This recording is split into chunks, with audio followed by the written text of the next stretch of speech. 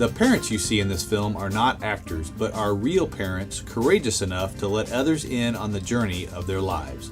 Their stories are real, their fostering and adopting experiences and the difficulties they've encountered reflect the lives they've lived. The discussions you will hear reflect the support needed and provided that help the families become successful. This film reflects treatment provided through various forms of attachment-based relationship therapy. The discussion summarizes the impact of treatment on the families interviewed. Listen and see if their journey can help your journey as a parent. So what I want to do in getting started is just kind of go around and have each of you identify yourselves and your children and the fact that you're a foster or adoptive parent and that you somehow came to seek treatment in some way. So. Well, I'm Mark, my wife Cindy, and we have 2 children that we adopted internationally. Our oldest is now 6, and we adopted him when he was 6 months. And our daughter is, she's almost 4 now, and we adopted her when she was 13 months. From Russia. From Russia. Mm-hmm. Okay. I'm Christy, and this is my husband Theron, and we have a daughter from China who is now 3, just turned 3 years old, and we adopted her just before her first birthday. Mm-hmm. I'm Jennifer, and I have 2 internationally adopted children. I'm a single parent. Both my girls are from China, and I adopted the first one in 2002 when she was about 10 months old, and the second one a couple years later when she was 16 months old. We're John and Nikki, and we are foster parents. We have 3 African American children and a biological daughter in our house. And we're working towards adoption with the foster children. Mm-hmm. We are Kyle and Twyla, and we have a biological 8-year-old daughter, and our son is 5 years old, and we adopted him when he was 11 months old from Ekaterinburg, Russia. Want to talk a little bit about you brought these children home. First of all, why did you pursue adoption or foster care and with a pre-adoptive placement in mind? What made you consider pursuing children domestically or internationally? Theron and I were decided we were ready to have a family, and I've worked through my work with many children who've been adopted from China, and the idea of adoption just appealed to us, and we wanted children, and there were children who needed homes, so we just pursued that avenue. That just seemed like the most natural thing for us to do. Anybody else? We initially started with international adoption, and the agency that we went through said that the Hungarian government prefers people who have the foster parent license. It's the American, you're good parents. And so, but once we got into that getting licensed, we found out that there were kids that were younger. We didn't want teenagers, and so then we pursued that. We just we always knew we were going to adopt.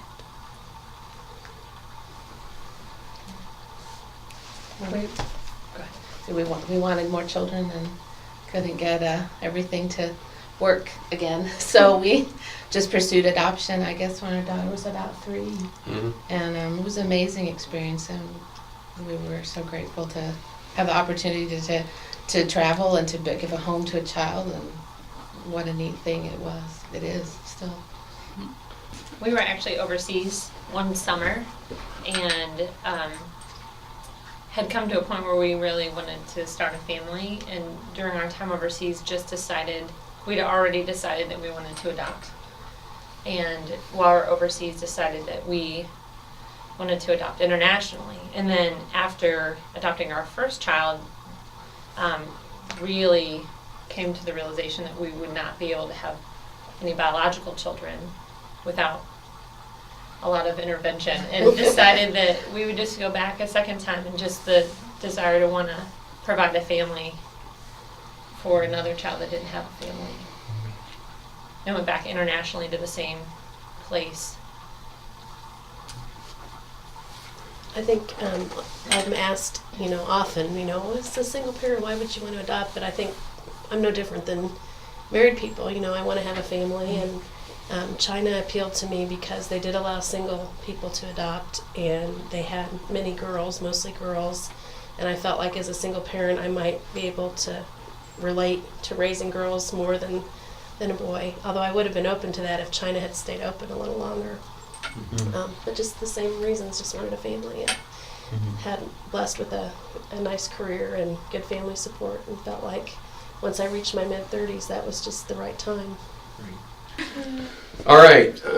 Well, you certainly all began this marvelous journey, and you've been working at that for a period of time.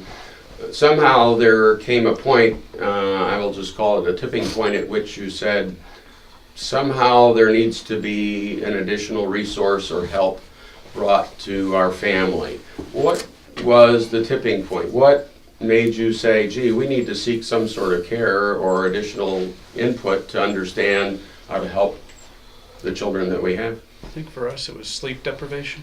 I think it's one of those things where maybe it's your ego or something that you now have to seek other help, and that's it's a difficult decision to finally come to, and we talked about it for probably a few months. That kept talking about we should probably get help, and one is like, oh, well, who do you go to for help?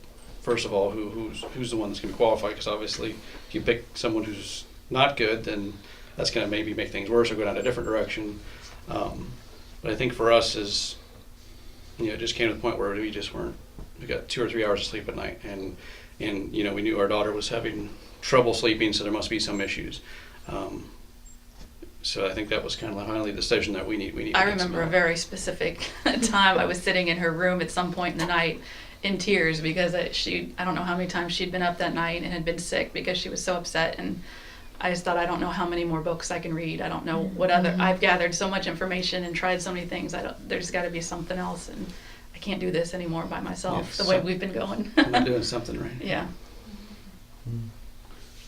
But for some of the rest of you, Our son just kept getting bigger and growing stronger, and so most of the time he was congenial little guy, but when he wasn't, it was so unpleasant and hurtful sometimes that you just you can only get your hair pulled and your hand slapped, and so many times before you just like clearly something's not right here. I'm not doing something right, and he's only gonna get bigger, and we need to help him now while he's little before he hurts himself or someone else. I think we did the same thing. We looked for he was having some sleep issues. They found some sleep apnea and some stuff. So we were looking at the physiological stuff and trying to check that off the list. And it was just gradually, and finally one day he's like, it's not getting any better. you said something very interesting, Twyla. You said, I'm obviously not doing something right. Did any of you blame yourself for somehow what wasn't going as well as you had hoped? I think it was just a complete lack of knowing what to do, like feeling like I just don't know what to do. I felt Like guilty. everything we're doing is not, everything we're trying to do isn't working, so we just didn't know what to do it. I felt guilty, like I wasn't being a good parent. Yeah, and I felt like too, I think the not being prepared, it was like just the conventional methods of parenting you would think would work, or you just are kind of grappling for why is this not taking? In all of the books, it seemed like they should help, and then you get your parents giving you input or other people giving you input, and those things just really aren't really jiving very well. And for us, I don't think it was there was not a night and day dramatic difference. It was just kind of subtleties. It was just not a great emotional connectedness with our son and with our daughter, and it was like there was Cindy can share like lots of moments where she'd come in the room and our daughter would just start crying, or things like that, where you could tell, or like even an over friendliness with just strangers, people that they didn't know, just little things that you were like, wow, there's just not this attachment that's normal, and the things that we had tried really didn't seem to be working, So I think for us that was a big thing to go, okay, what do we do? I think And I that's, think even after time, like just thinking, oh, we'll just give it some time. It's just going to take her longer. She was in the orphanage longer. Or even kind of with other adoptive moms going, okay, is this a girl issue, a boy issue, an age issue, or is this really an adoption issue, or is it a medical issue? And if it is an adoption issue, what do I do now? I feel like I've tried to read all the books and I don't know what else is out there. I think that's a key. It's like, yeah, reading all the books, but we don't really know how to interpret that. And you read different books and they kind of tell you different things. And Oh, yeah. trying to get all that to merge, and one being that they tell you different things, but also we're not really trained to know how to interpret what the books are saying. And I think that was a tough part, is you have read the books but you really just don't get it, and you don't quite know how to apply it, and which ones are good ones, which ones aren't, and I think that's also what came time to where we need help, we need advice on it. Yeah, we had that too. Our biological daughter was easy to raise. And then we got these 3 children in who were older, who had already formed personalities coming into it. And the youngest one was violent. When he first came to our house, he hid under the table and growled at us, wouldn't speak.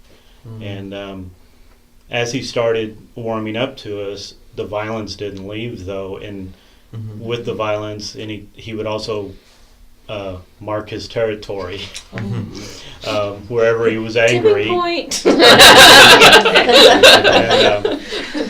And, we had the benefit of meeting Rick through foster parenting classes. And so when we went to the Department of Child Services, we had an option for them, and luckily they agreed to it. That's great. Our tipping point was we went to the doctor's office and he was hurting himself, which he is sometimes.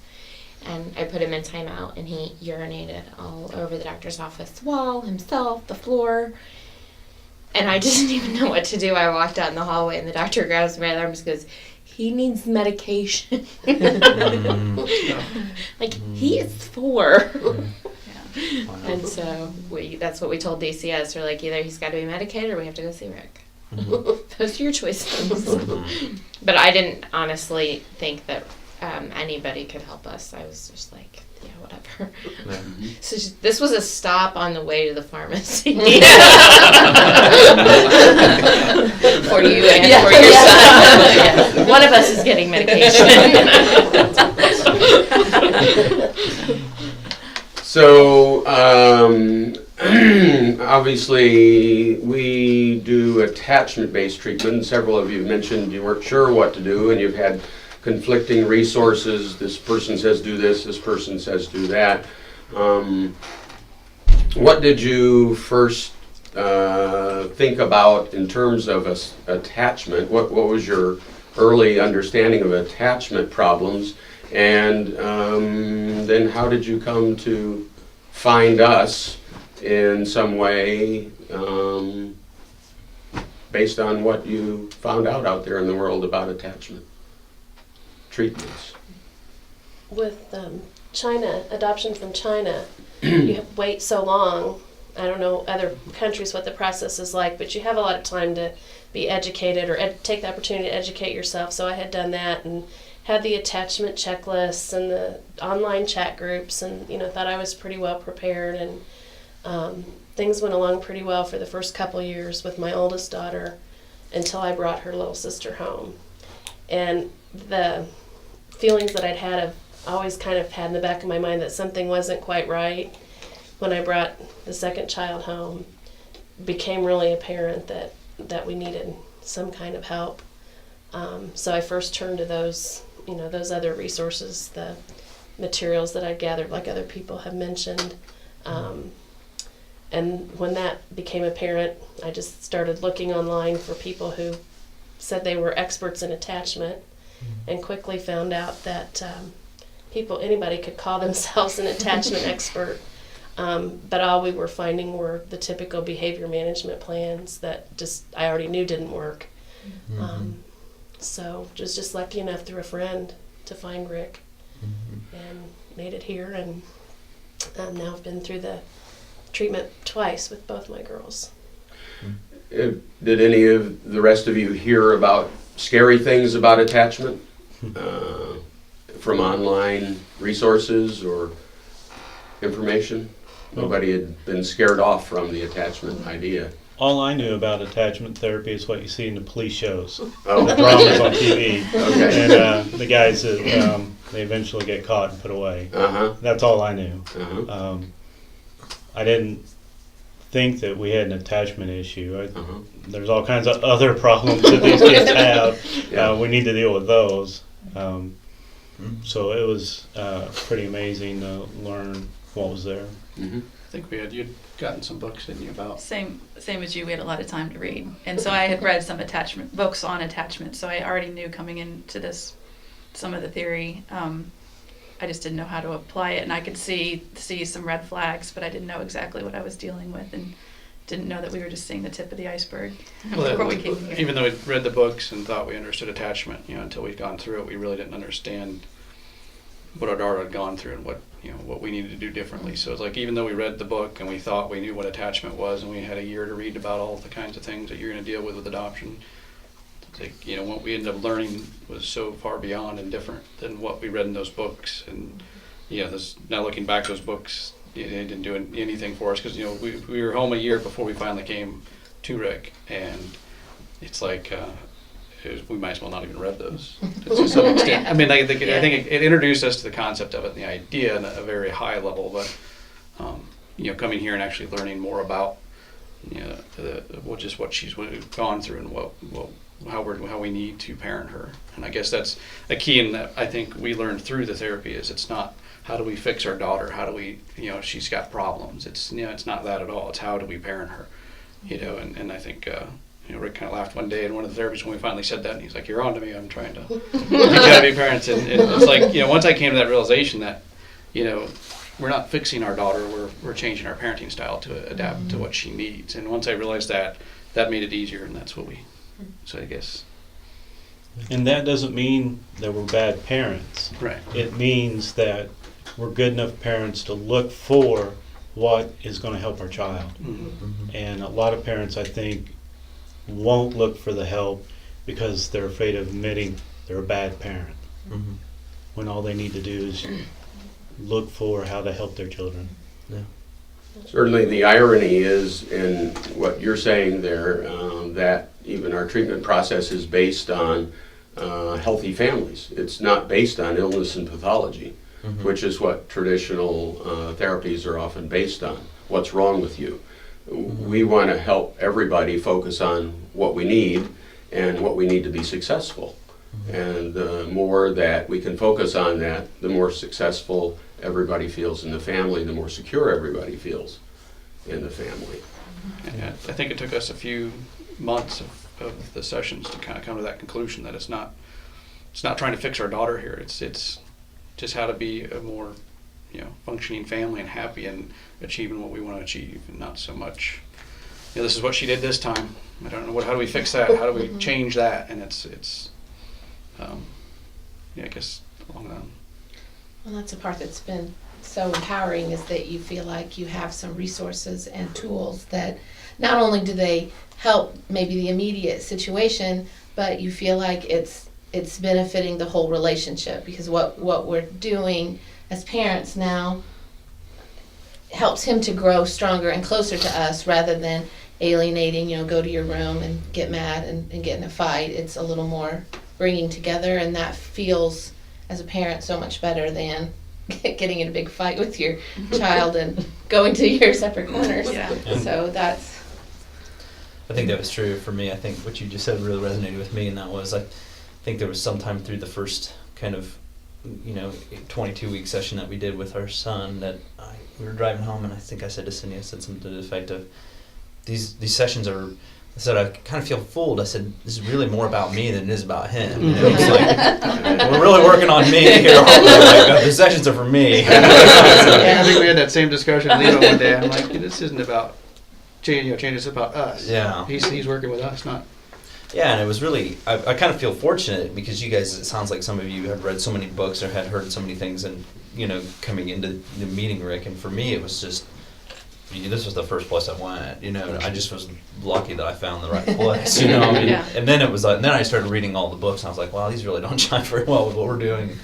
But I think that was our situation. I think like when our son first came home, we love our agency. We used them the second time too, but they're being out of state and having a separate social worker. I feel like we thought we were prepared. Oh, yeah. But Yeah. and then when he came home, I actually had a hard time bonding. Like it took a long time for my feelings to accompany in my head my excitement about him being home. You feel guilty about that? I felt so guilty. I wouldn't tell anyone about Right. it. And then and so then probably a lot of the attachment issues that I was seeing in him I thought were temperament. He's just kind of a quiet, laid back, withdrawn, kind of kid. But then and so we just functioned that way for a few years, and then when our daughter came home, she's so different, and her way of dealing with stuff was so different. Like Mark mentioned, kind of the tipping point for me with her was she would run up to complete strangers and hug them, but then when I would walk in the room in the morning, she would cry and scream because she did not want me in there. And I just thought, we can't live like this. And just thinking something has to be going on, and it can't be all these other things. And two, I actually did feel like I'm probably adding to this, and I don't know how to parent these children, and I don't know if I would know how to parent a typical child either. So at that point, I just felt like I need some kind of help. And we actually, thankfully, through the Adoptive Moms group I'm a part of in Bloomington, had heard about Rick from someone else and called up. So that was kind of the process for us too. We were actually trying to get in with someone else. I just called the first major institution that helped children here in our city. They had psychologists, and it took so long to get Thank in God to get for the bureaucracy. to get insurance authorizations. It was at It least took a month just for them to call back to try 6 and weeks, schedule. and I got tired of waiting, and I found Rick, and I'm like, well, Yes. we'll just come here. And that I'm was so the random, glad. she had bumped into somebody at the mall, and the person happened to mention Rick's name. And okay, and we talked about it. I'm like, well, this place isn't calling. Let's call him. We read his website, and then we did compare the two. And like, that seems more. We didn't quite understand, but it seems more like if a we'd fit. gone the other route, it would have been traditional behavioral therapy, I think, and I'm glad that we didn't go that way. I'm glad it worked out this way. I don't know about anybody else, but our family, like when we first started doing it, and kind of explained a couple things first, it was especially the grandparents. Well, there's nothing wrong with her. She's just a kid, and that, first that, and then also kind of explaining lightly of what the therapy we're going through was. And like, I think on 2 different occasions, once her mom asked, and then like a week later, my stepmother asked, like, do you trust this guy? And I looked at him like, he's telling us to love her.